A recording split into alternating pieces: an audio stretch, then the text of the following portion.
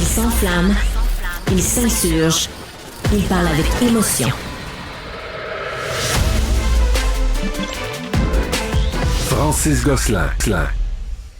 Les mesures d'urgence de protection des caribous forestiers qu'Ottawa prévoit imposer au Québec nuiraient au développement énergétique du Québec, selon certains, et mettrait, là, on sort les grands canons, mettrait en péril la carboneutralité de la province d'ici 2050.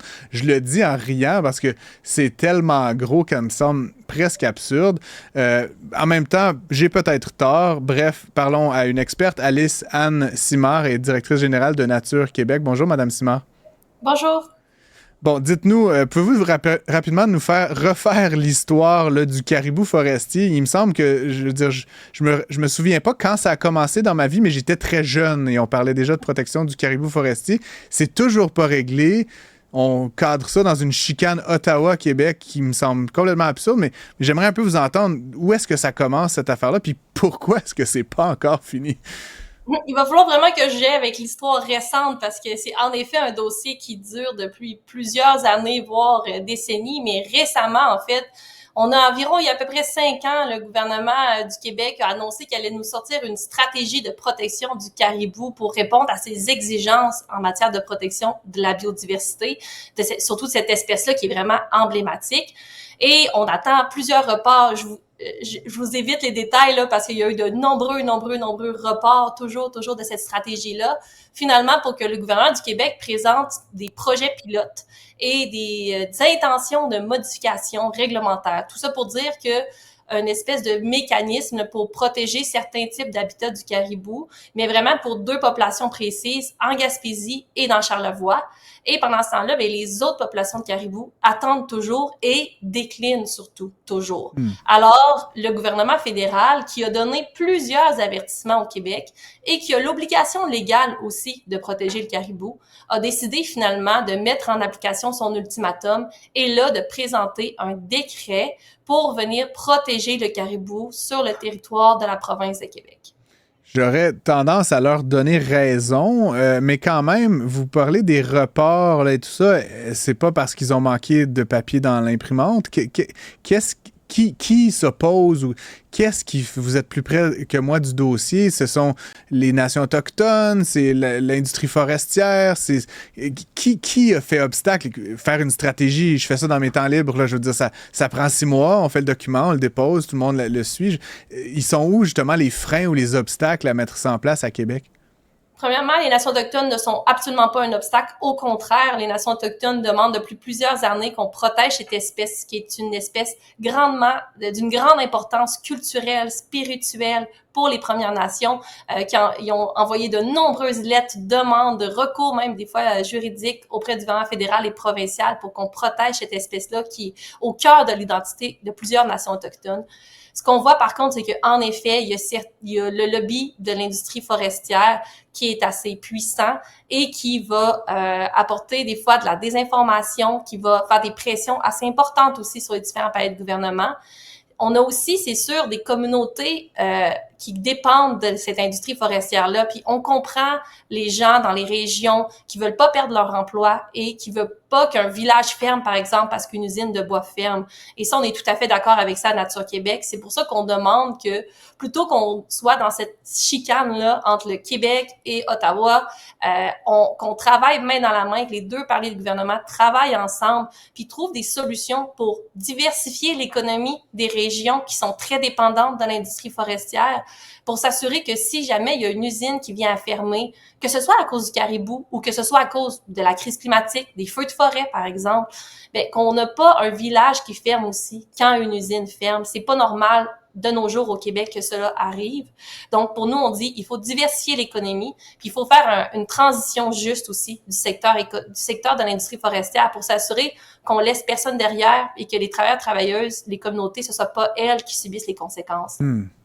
Très intéressant. Là, je voulais vous emmener sur la nouvelle. J'ai lancé avec ça la citation. Un décret d'urgence pourrait compromettre nos efforts de production d'énergie verte. C'est Maïté Blanchette-Vézina et Benoît Charette qui sortent ça. Franchement, ça me semble tout droit sorti d'un chapeau comme un prétexte pour repousser finalement au calendrier grec. Là, je veux dire, et donc ne rien faire. Qu'est-ce que vous pensez d'une affirmation comme celle-là? On nous prend pour des valises, là? Je suis comme... franchement... Pour nous, c'est clairement une exagération. En fait, quand on a vu les plans d'Hydro-Québec pour notamment là, les méga parcs éoliens qui veulent être construits, ça ne correspond pas là avec l'habitat du caribou qui est visé là par le décret du fédéral. Donc, théoriquement, Hydro-Québec, ce qui a été présenté, il n'y a pas de plan de grand parc éolien dans le territoire du caribou.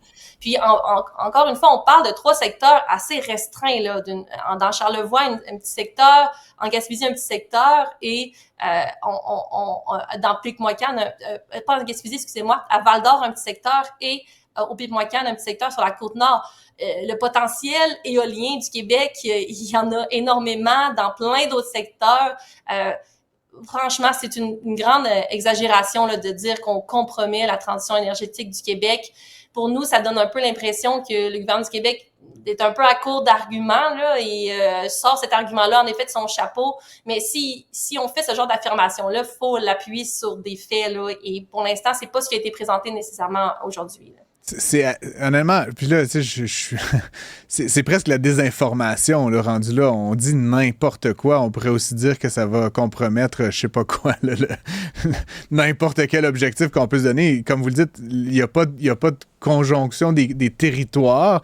Puis encore une fois, il me semble que la carboneutralité à l'horizon 2050, elle dépend pas de quelques secteurs où habite le caribou. Là.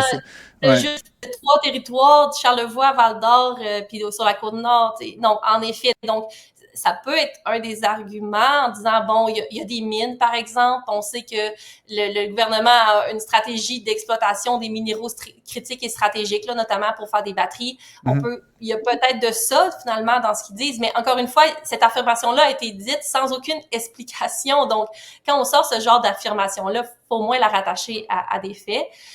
Et encore une fois, on disait aussi dans la lettre qui a été envoyée de la part des 2 ministres au ministre Guilbeault qu'il y aurait 2000 emplois qui seraient affectés. Encore une fois, on n'a pas les explications. Ce chiffre-là est comme sorti d'un chapeau, encore une fois. On ne sait pas c'est rattaché à quoi. Pourquoi 2000 emplois? Quels emplois?